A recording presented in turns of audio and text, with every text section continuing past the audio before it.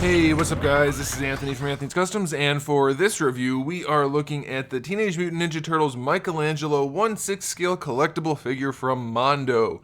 This is the Mondo exclusive version, which means it comes with at least one accessory that's unique to it, but the core figure is going to be the same as the standard release. You can check wherever you're buying from what it comes with. I don't remember which is which offhand, but it's not a big deal because it's just some inconsequential accessory, really. So yeah, these guys are kind of cool figures. They definitely have their shortcomings, but they do have some nice benefits as well. So there's going to be a little bit to talk about. So let's go ahead and get this guy off the stand so we can take a closer look. This guy stands just about 9 3/4 inches tall, just above that. Pretty darn close to that though, which makes him just about 25 centimeters. So it does have some decent size to it. Like it says, it's a 1/6 scale collectible figure, so it does fit that scale, and it's mostly solid heavy duty plastic. So if you like heavy figures, this is a good one for you. There's no hollow parts where it doesn't have to be, so that's kind of cool. Now the strong point for these guys is generally the aesthetic.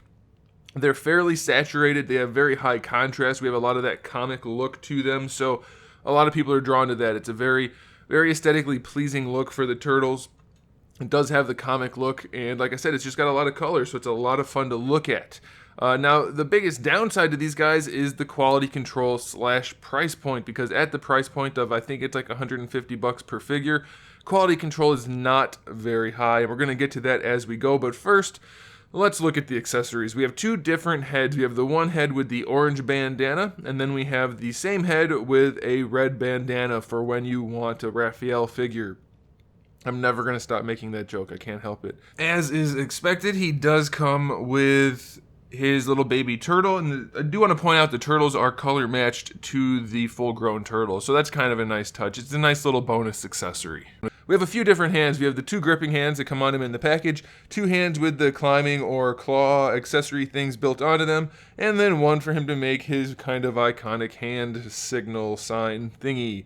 We do have one grappling hook with actual rope on it, which is pretty cool. We have two different slices of pizza, one with pepperoni, one without. We have 4 throwing stars, 2 4-point stars in black and 2 8-point stars in solid silver. We do have his nunchucks, which come with real chain on them, which is pretty cool. And then we have this thing, which I have no idea what it is, because I never read the comics, so I really just have no clue. It looks like, I don't know, that thing, that guy. And then we have an orange gun, which is kind of nicely painted with some orange metallic paint and some shading and some line work, and that's it. So definitely a decent batch of accessories, but still, again, at the $150 price point, I don't know if the accessories are enough to make up the quality control issue. So we'll see. We'll see what you guys think by the time we get done. Now, if you remember from my unboxing video the other day, this arm was not connected in the package. It was separated here at the elbow joint. I have put it back in, but it does pop out very easily. So that's definitely not very good. I don't know if I'll be able to, maybe if I heat it up, I'll be able to seat it farther in there. But as you can see, it's already in. So I don't know what the deal is there. If anybody else has this figure and has that same issue, let me know. Or if you don't have that issue, let me know. So, okay, let's go through the articulation, and then we'll talk about some things. The head is just on a ball peg, one giant ball peg for the neck, so the head can move around on top of that, which is pretty good. I mean, it moves around okay. You get a little bit of posability side to side, a little bit up and down, and then, of course, your full rotation. Now, the bandanas do rotate, so that's good to know. You can move them around a little bit, but since they're mostly just sticking out the back, it doesn't really help. So that's kind of odd, but that is the case. For the shoulders, we have your standard ball hinge, which gives you plenty of range. It moves no problem at all. It's ratcheted, rotates this way, no problem. You do get your bicep swivel on there, which is okay. Then you have your elbow swivel and hinge as well. So the thing is, on the elbow hinge, it's still pretty ugly. It's not the worst thing in the world, but it's just not great, and you don't get very good range. For the wrist, you have your swivel and your hinge, which is pretty much standard, and that all functions nicely. Now for the hips, we have a pretty serious problem in that they are completely vertical joints, so they peg in up here, and then of course straight down. So you have your thigh swivel, but as you can see, it's rotating the entire ball hinge as I do that. So posing the legs is extremely difficult. You can take it out to the side a little bit. I mean, technically the range is there, but getting that ball hinge to rotate the way you want is just kind of a nightmare. It's not a good design. So they do have some decent range, but it's really not an effective design for relatively easy posing even. We do have our little turtle tail down here, which definitely looks more awkward than it should, but I don't know what they could do better. It does rotate around. It might be on a peg. I'm tempted to try to take it off. Okay, so yeah, a lot of people are always complaining about the turtle tail, let's call it a tail, and so you can pop it off if you don't mind having a little peg hole down there. You can just pop the tail off because it is just a little tiny ball peg. You know, I don't know, like I said, I haven't read the comics and I didn't think to check on this beforehand. A lot of people complain about how this looks.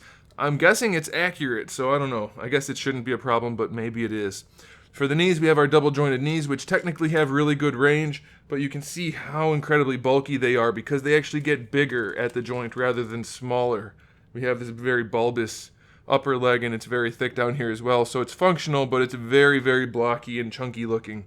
And then lastly, for the ankles, we have our hinge that goes all the way back, which is fantastic, and it goes only a little bit forward, which doesn't do us very good at all. Do us very much good. There we go. There we go. Let's see if we can English today. We do have an ankle rocker, which is very offset, but it is there. So yeah, it's just, I mean, technically there's a lot of it that's just fine, but there's a lot of loose joints. The arm falls off, and it's just, I don't know, man. It's like they kind of just phoned it in. It's not very well conceptualized, very well executed either. So they're mostly going to just be standing on the shelf, not doing much of anything.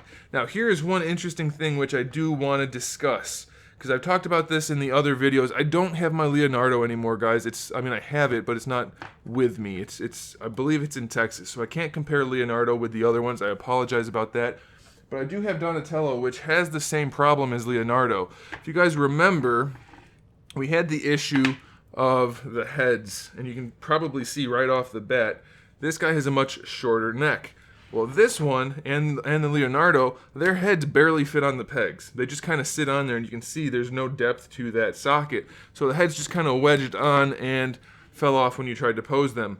I do think they are more aesthetically pleasing at the higher, when they're less deep on the neck, or the neck is less deep into the head. It's definitely better looking that way. And these guys, their heads fit properly on the ball peg, but they didn't extend the neck. They increased the depth of the hole in here significantly. And it's a softer material now, so it actually snaps around that giant ball peg.